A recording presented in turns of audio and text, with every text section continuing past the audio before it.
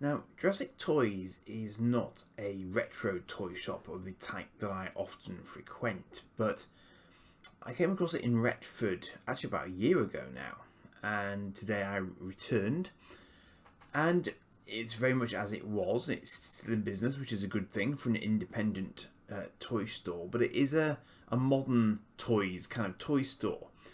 But I think it's fair to say it's quite selective about the toys it gets in, which is quite nice, I think, as opposed to the sort of stack 'em high kind of attitude of many bigger stores. Being a smaller store, it's got to sort of pick and choose its targets. So I was pleased it was still going, and have a nice chat with the owner when I do drop in just to see how he's doing.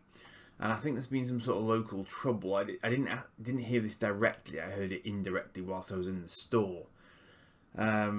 So if you can support him at all, I think that'll probably be more appreciated than average at the moment.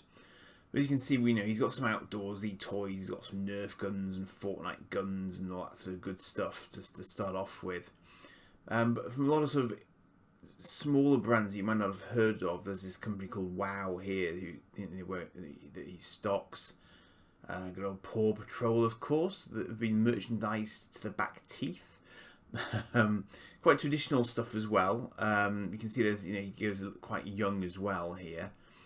But I think it's nice because it means you can just sort of drop in and go for the sort of lower age range stuff as well as the some stuff for the older kids. So it's a good place just to look around and browse. And it's very easy to browse. It's nicely laid out.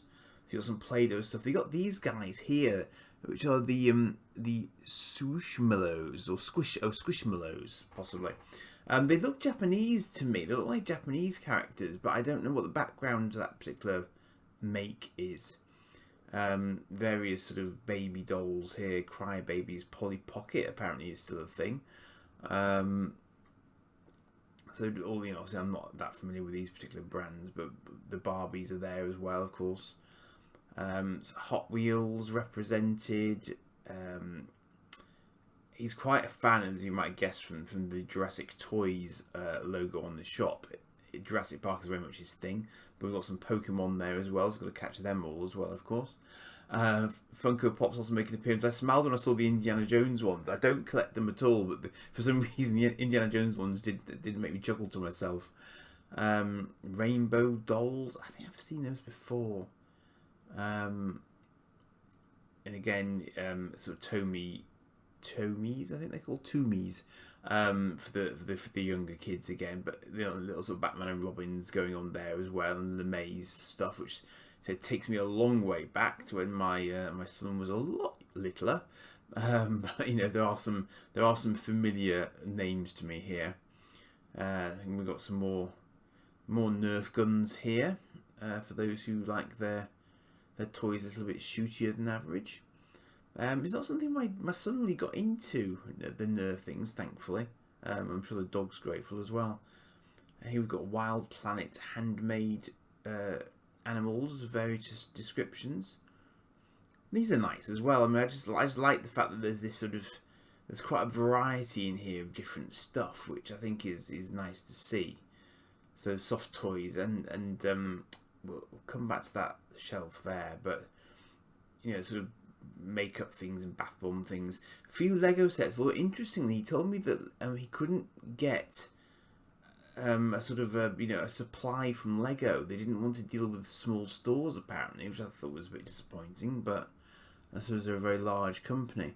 Now these models I've seen before. These animal models are Schleich models, and I'm sure a lot of kids who are into their creatures would like those.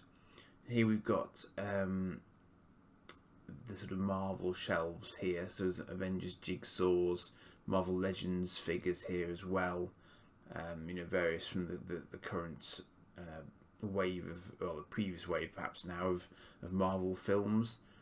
There's a gap on the shelf there where I picked up a Dark Phoenix, which is a graphic novel that I had, one of my very earliest graphic novels actually, so I grabbed one to remind me of that because it was reduced.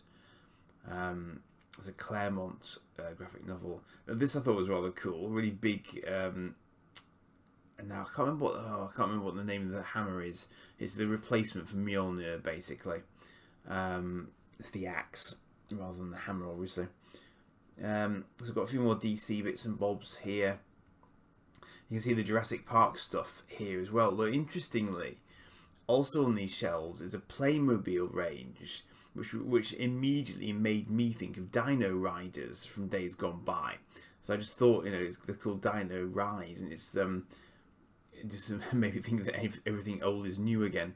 But we were having a discussion on the Cosmic Council last night about dinosaur names. I was just smiling to myself, and I then saw shed loads of dinosaurs, and I was wondering if they did actually have the correct nomenclature here. But I suspect some do and some don't, and some are probably more accurate than others. But again, you can see the Schleich range here has got a few bits and bobs that again are, I think, trying to align with Jurassic Park, if not actually using the Jurassic Park name as such.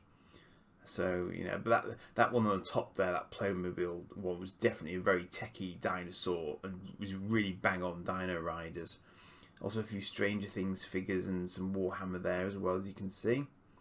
So it's a really good range in store, but it's really well laid out. So if you do happen to be down Retford way, do drop in and try and give him some support if you can. I'm sure that would be most appreciated. And he has got a website. Cheers for now.